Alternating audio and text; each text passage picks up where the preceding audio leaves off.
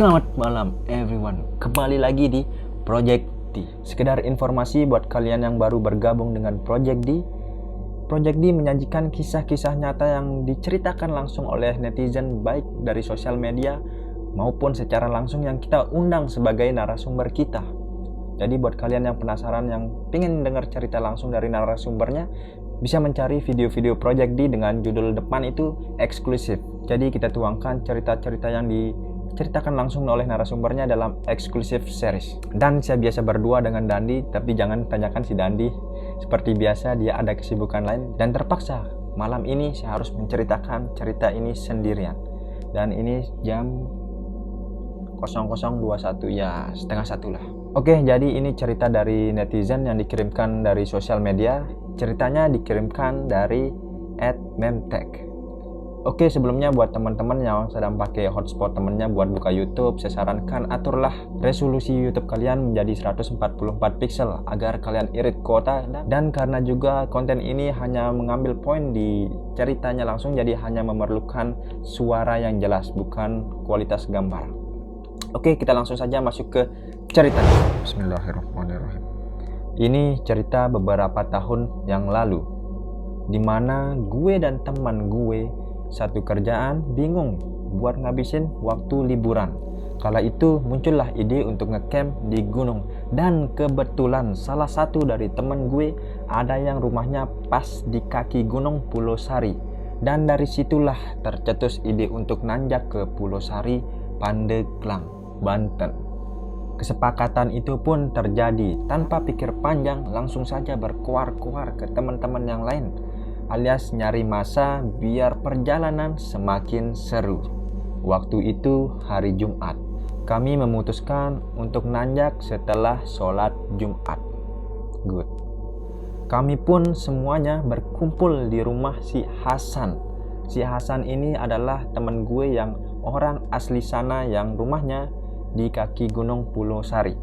Sekitar jam 2 siang kita ngopi, ngobrol, santai-santai lah, dan gak kerasa udah jam 3 siang aja. Lanjut cerita, kami ber-18. 4 orang asli warga situ dan sisanya orang luar.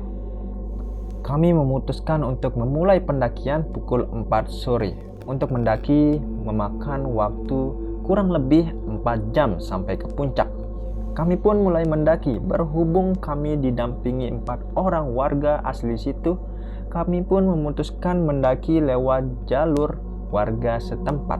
Singkat cerita, 2 jam pendakian kami lewati. Semuanya masih terasa biasa aja. Dan di saat hari mulai gelap, waktu suara azan maghrib pun sudah terdengar, kami memutuskan istirahat. Sisa jarak tempuh kira-kira tinggal 1 jam menuju puncak. Selesainya kami istirahat, kami pun melanjutkan perjalanan.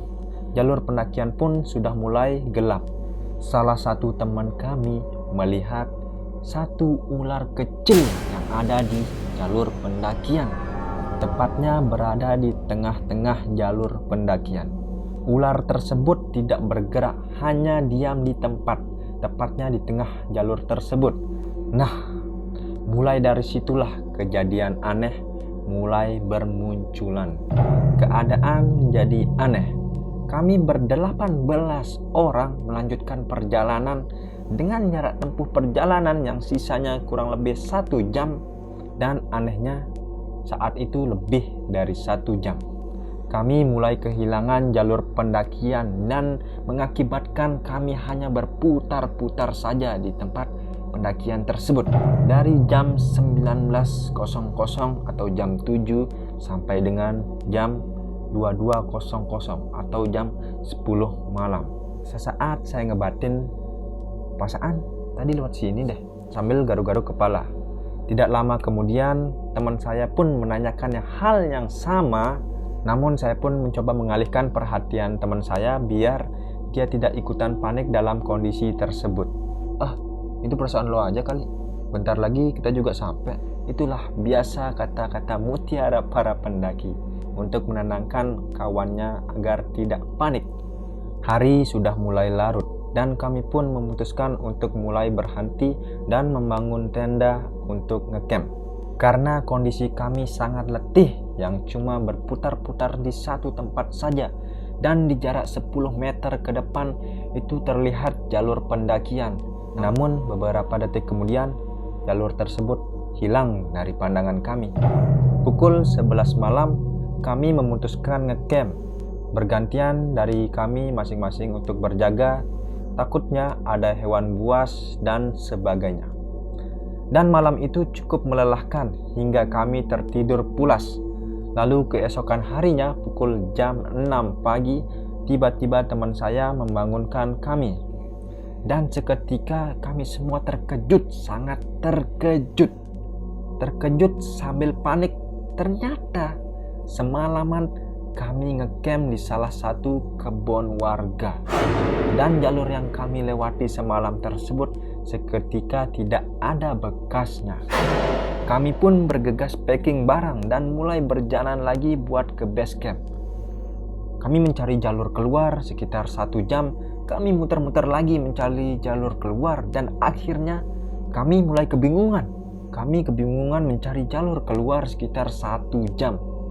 Kami muter-muter mencari jalur keluar dan akhirnya kami ketemu dengan salah satu warga yang mau berkebun di sana.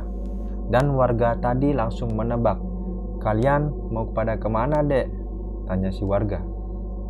"Kalian pasti kesasar ya? Di antara kalian pasti ada yang melanggar ataupun tidak menjaga sopan santun kalian." Begitu tanya si warga. Sontak kami pun terdiam dan masing-masing dari kami mengintrospeksi diri.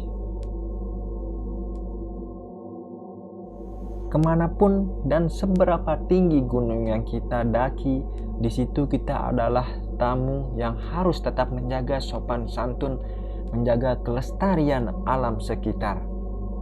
Dari pengalaman ini kami mendapat pelajaran yang sangat berharga. Pelajaran yang paling berharga didapat dari alam sekitar. Cintailah alam kita, Indonesia. Salam lestari dan selesai. Wow, cerita yang sangat bikin membingungkan karena rombongan mereka ini sudah berjalan cukup lama. Sepertinya tidak berjalan kemanapun.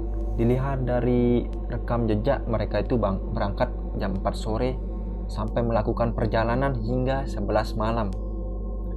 Dan ketika pagi semuanya berada di kebun warga. Jadi di mana mereka berjalan dari jam 4 sore hingga jam setengah 11 malam tersebut? Itu yang masih jadi tanda tanya. Dan di sini juga tidak disebutkan ada yang berbuat salah atau tidak ada yang berani mengakui kesalahan mereka. Apakah mereka itu berbuat ketidaksopanan, melanggar sopan santun, melakukan hal-hal yang tidak wajar sewajarnya sebagai tamu di pegunungan.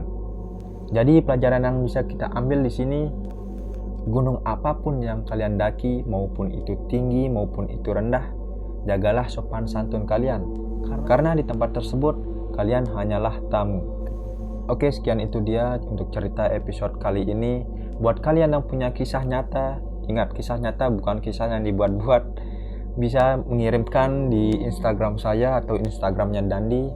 Dan jika kalian yang ingin bercerita langsung sebagai narasumber di Project D, bisa langsung menghubungi kami pula di salah satu Instagram kami, saya atau Dandi, ya terserah. Jadi ya begitulah. Oke, terima kasih buat kalian yang sudah nonton sampai ceritanya habis. Dan jangan lupa saksikan episode-episode kami berikutnya. Dan saya ingatkan, jangan lupa sholat. Oke, see you on the next video. Assalamualaikum warahmatullahi wabarakatuh.